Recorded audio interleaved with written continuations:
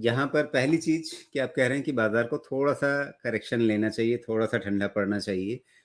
थोड़ा एक इस समय एक तरह से ओवरहीटेड है। तो वैसी हालत में करेक्शन के लिए बढ़िया पॉइंट क्या है? 50 डे मूविंग एवरेज तक लौटना या 20 डे मूविंग एवरेज से नीचे जाने के बाद कोई वैसा व्यू बनाया जाए, उससे पहले नहीं?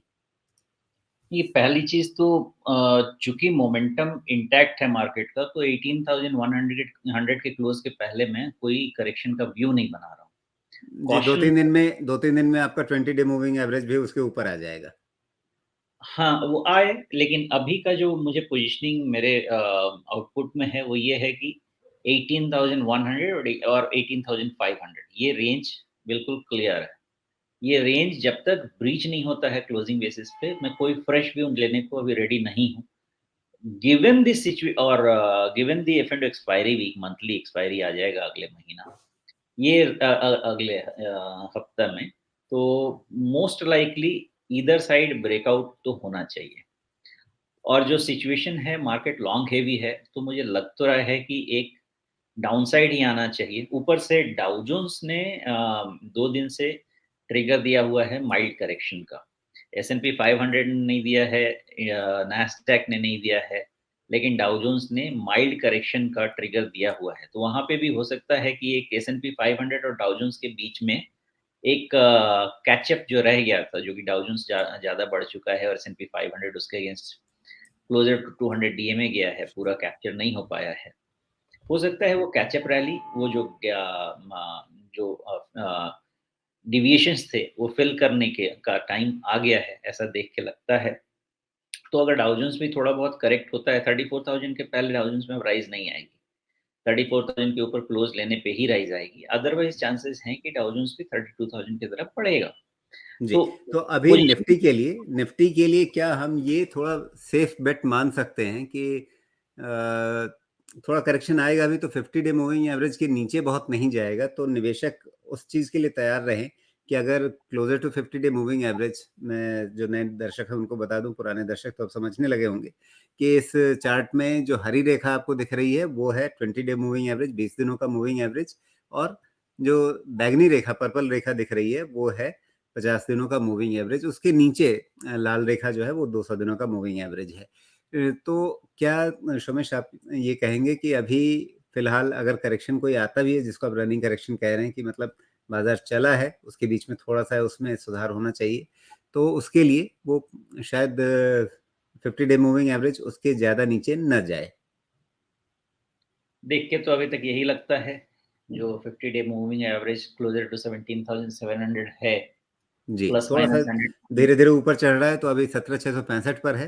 अगले कुछ दिनों में 17,700 पार कर जाएगा। हाँ, 100 पॉइंट्स प्लस माइनस उसके आसपास से निफ्टी सपोर्ट लेनी चाहिए, उससे ज़्यादा भी जी। डाउनसाइड नहीं दिख रहा है। और कोई ट्रिगर भी नहीं है। अगर ग्लोबल कोई ट्रिगर आता है, और आज की तारीख में तो डर लगता है कि ओवरनाइट कौन क्या करने वाला है, कौन किधर से मिसाइल चलाता है, पता नहीं चलता है। उसके अच्छा, उसके अलावा बाद आपने कहा कि फाइनली जब एक करेक्शन के बाद फिर जब बाजार आगे बढ़ेगा तो फिर पिछला रिकॉर्ड पार होगा, और जब पार होगा तो शायद 5-7% पिछले रिकॉर्ड से आगे तो निकलेगा। तो अगर मान लीजिए 2-4%, 5% तक नीचे आते हैं और वहां से मतलब पिछले टॉप से अगर 5-7% और ऊपर मिलता है, मतलब अगले कुछ दिनों में निवेशकों के सामने, छोटे समय के निवेशकों के सामने भी ये मौका रहेगा कि वो इंडेक्स के अंदर लगभग 10% की एक चाल देख सकते हैं नीचे से।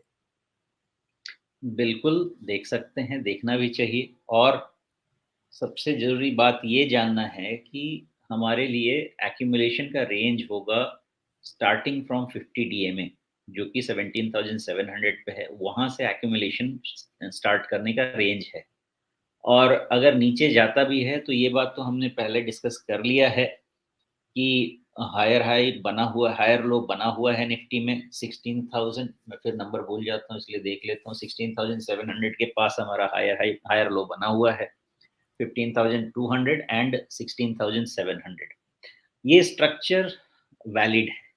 इस स्ट्रक्चर में मुझे काफ़ी, मैं सिर्फ स्ट्रक्चर के बेसिस पे नहीं कह रहा, बाकी जितनी भी चीज़ें मैं देख पा रहा हूँ उसके बेसिस पे इतना तो मुझे ज़रूर समझ में आ रहा है कि एक नए हाई का ये स्ट्रक्चर है।